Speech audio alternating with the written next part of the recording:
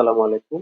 নড়িয়া থানার মামলা নং ৪১ ২৫/১০/২০২৫ খ্রিস্টাব্দে একটি হত্যা মামলা রুজু করা হয়। আমরা একটি অজ্ঞাতনামা লাশ পাই পরিত্যক্ত অবস্থায়, যার পুরুষ অঙ্গটি বিচ্ছিন্ন ছিল।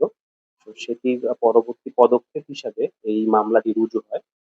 আমরা তদন্ত করতে গিয়ে আমরা অত্র পাশাপাশি অবস্থিত, অর্থাৎ লাশটি যেখানে পাওয়া গেছে তার অতি নিকটে সুরেশ্বর দরগা শরীফের সিসিটিভি ফুটেজ পর্যালোচনা করে এই লাশ সংশ্লিষ্ট অনেক ফুটেজ পাই এবং মৃত্যু হওয়ার পূর্বে তার কিছু মুভমেন্ট স্পষ্টভাবে সিসিটিভি ফুটেজে আমরা দেখতে পাই।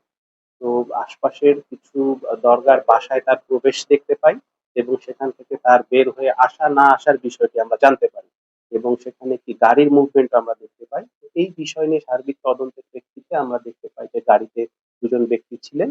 আমরা সেকেন্ড সিটারকে গ্রেফতার করতে সমর্থ হয়েছি পূর্বে। উনি এখন জেল হাজতে রয়েছেন এবং প্রথম সিটার যিনি ছিলেন ড্রাইভিং এর চালকে, উনি হলেন যে শাহিন নুরি। ওনাকে আমরা গত রাতে গ্রেফতার করেছি নড়িয়া থানার মামলা নং ৪১ ২৫/১০/২০২৫ খ্রিস্টাব্দে। কিছু আগ্নেয়াস্ত্র সদৃশ এবং আমরা একটা ব্যালিস্টিক টেস্টের জন্য পাঠাবো বস্তু পাওয়া গিয়েছে এবং প্রায় ১৩৩ রাউন্ড সীসা এবং রাবার বুলেটের কার্তুজ যেগুলো ব্যবহৃত হয়েছে সেগুলো পাওয়া গিয়েছে। তো অত্র বিষয়ে একটি অস্ত্র মামলাও প্রক্রিয়াধীন এবং উক্ত সিসিটিভি ফুটেজে যে গাড়িটি আমরা দেখতে পেয়েছি এটি ওনার নামে রেজিস্ট্রিত গাড়ি। বিআরটিএ থেকে আমরা খোঁজ খবর নিয়েছি, সেটি উনি বিক্রি করে দিয়েছেন। সেটি আমরা আলামত হিসাবে ওনার কাছ থেকে অভিযান চালিয়ে উদ্ধার করেছি।